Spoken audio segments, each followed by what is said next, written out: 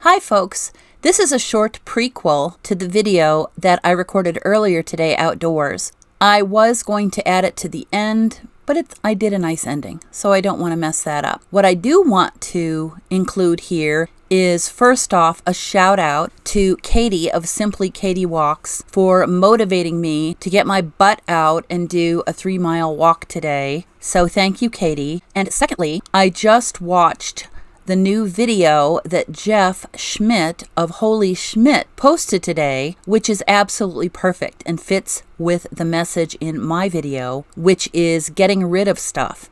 His video today talks about getting rid of everything and decluttering when you're in retirement years. So I'm going to put a link to that video in my description. And if you are trying to figure out ways to declutter yourself, I definitely suggest that you watch that video. It's short, it's to the point, it's got really great information. And if you don't already follow Holy Schmidt, Jeff Schmidt, then you need to, especially if you're retiring.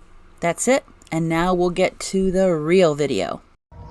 Bonjour, everyone. It is Sue, again, with Sue is Retiring to France on a Shoestring.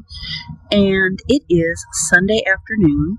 I am taking a lovely walk in one of our downtown, in-town park trails.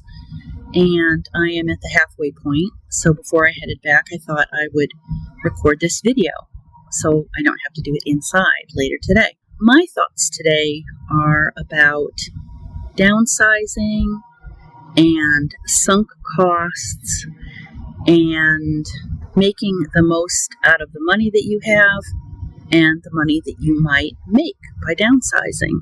The last few days, I have started to list the items that I will be selling before I sell my RV/home and moving to France. Huge list. But I realized when I downsized the first time to get into the RV that I waited far too long to distribute items, get rid of items, sell items, just get them all out of there. And that caused me a tremendous amount of stress at the last moment. In fact, the night before I was due to leave, I was up until 3 a.m. going through the final boxes of old photographs and memorabilia that should have been done months before that, because easily 70% of it was stuff that was tossable and that I did toss out. But you don't know that until you go through those keepsake boxes, right? And it was so stressful. And the next day, when I was firing up the RV to get going, my dearest friend in Phoenix was stuck putting all those boxes, there must have been easily 12 to 15. I hate to think that there was more, but it's possible, in the back of his pickup to basically go and either take to the junkyard and a small amount of boxes to Goodwill. And I'm not going to do that again this time. There are things that I have purchased that I have used very, very rarely. Good example of that, living this RV travel lifestyle, is the solo stove, outdoor fireplace, basically, that I purchased a couple of years ago. I don't use it that often, in the summer or the winter. I thought I would use it a lot more in the winter, but the truth is, I don't really feel like staying up after having a fire outside for another hour or two just to make sure that all of the embers are low enough to be able to go back inside. And then you smell like fire and smoke and have to take a shower regardless, but your clothes still stink and they're in the dirty clothes bin, but now the whole dirty clothes bin smells like smoke, right? So on top of buying the solo stove, I also bought the extra kit for marshmallows and hot dogs to toast them. And I also bought the smoke screen that keeps embers from popping out. So I invested a lot in this thing. And I've used it 3 times in 4 years. So that's a good example of something that needs to be sold fairly soon as we're heading into the fall and winter season, when conceivably somebody else would really like to use that and will use it far more frequently than I ever did. And that's where it kind of gets into the sunk cost fallacy. And if you're not familiar with that, it's a tendency that we all have, that once we have invested in something. It can be clothes, jewelry, solo stove, anything. Once we've invested in something, even if we never use it or never look at it again, we are loath to get rid of it because we have invested a lot of money in it.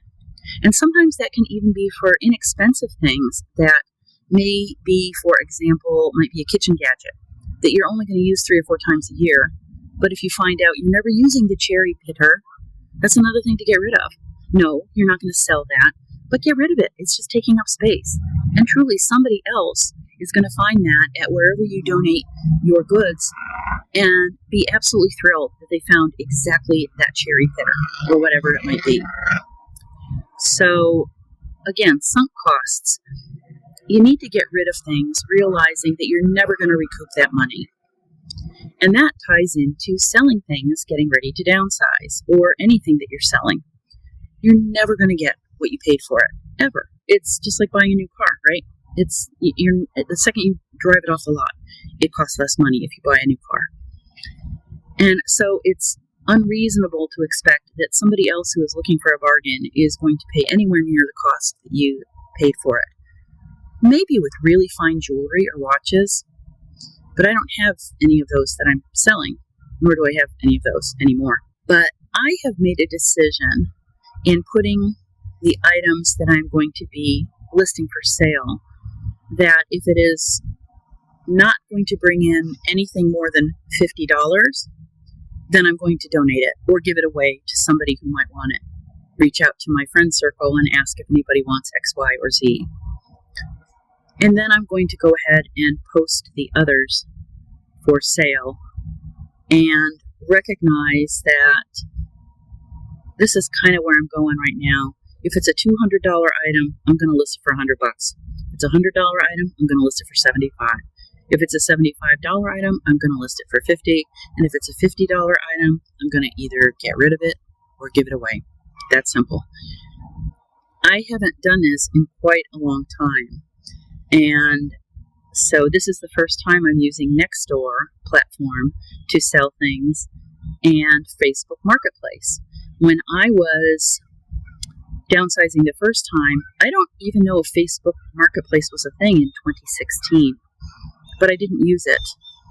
And I have so far listed 5 items, I guess I would say, on Nextdoor and Facebook Marketplace and Craigslist. And so far, Nextdoor seems to be the best return on investment. The people are nice.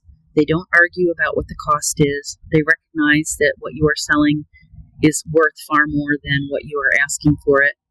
And I think that goes back to my strategy. But Facebook Marketplace, I've heard all of you talk about what an absolute dumpster fire that is. And it truly is. It's laughable, except for the fact that people are really hoping to hear back from individuals who then just completely ghost them. I don't know about Craigslist anymore. I know that that is just a United States platform. I think it's very similar to Le Bon Coin in France. So I don't know how successful that is. Maybe there's another similar platform in the UK or Australia or New Zealand or other countries if you're watching this from one of those. But I don't think I've sold anything off Craigslist in a very long time. But I did in 2016. A ton of stuff in Phoenix local. And I am technically in Austin, Texas local. So it's a huge market. But I have had absolutely zero hits on anything I have been selling in the last year. Now, I also have sold some items on eBay, but I am moving away from that because they do charge you a pretty hefty fee, and unless it's something that's really, really unique that probably won't sell locally, I don't think it's worth it. For example, I have this item that covers the roof of my RV. It's by a company that is here in Texas called Shade RV. And it is essentially a big, huge shade sail that straps down to the top of your RV, but it does have struts that hold it up so that it has airflow underneath it for your air conditioning units and anything else that's on the top of an RV. And it is a wonderful product. It saved my RV roof from extensive hail damage this past April when we had the worst hailstorm this part of Texas has seen probably in a decade. I wasn't living here at that time, but that's what locals have told me. And there are still people who have roof damage and have car damage that cannot get in to get those repaired or have the people come to their home to repair their roof until February of next year. That's how far shops and roofing people are booked out. And that is not just local. That is within a 50-mile radius of people trying to get their hail-damaged cars or RVs or trailers or roofs or whatever damage, get it repaired. The only thing that was damaged on my roof in that massive hailstorm was the vent for my refrigerator. Piece of plastic. It was 20 years old. It was already very brittle due to the hot sun here and when I used to live in Arizona. So no surprise that the hail that was, some of them were as big as baseballs, no joke. No surprise that got trashed. But that was like, I think like a $40 investment to replace that, which is totally worth it. Whereas so many people in my park had to have their entire RV roof redone at a cost between $15,000 and $45,000, depending on the size of the rig and the damage. So that is something that I will be selling, I hope, off of Facebook Marketplace, because it is a bigger field than next door. But those are the only two places that I'm selling it right now. People do have to come to my RV space to pick that up because it is huge. Once it's folded up, it's not as long because the struts basically all fold together, but it's heavy and it's bulky, and it's not something that you can ship for less than probably $200, I would guess, because unless you're Amazon or Walmart, you don't get those shipping rates, right? So that's where I am right now, is I'm starting to really focus on being more prepared and ditching things now that I know I won't use or that I might only use a few times between now and next September. Is there a chance that in March I might be really bummed out that I sold my solo stove? Of course. Is it going to ruin my day if I don't have that solo stove crackling fire on my patio in March? No. I'll go and sit out there with a cup of hot chocolate. It'll be just about as fun, honestly. And that's kind of it for today. Just a little bit of some thoughts. I need to get back on my walk. I think I've walked 1.81 miles. So that's how long it will take me to get back to my car. So it was a nice, beautiful, breezy day here in Central Texas.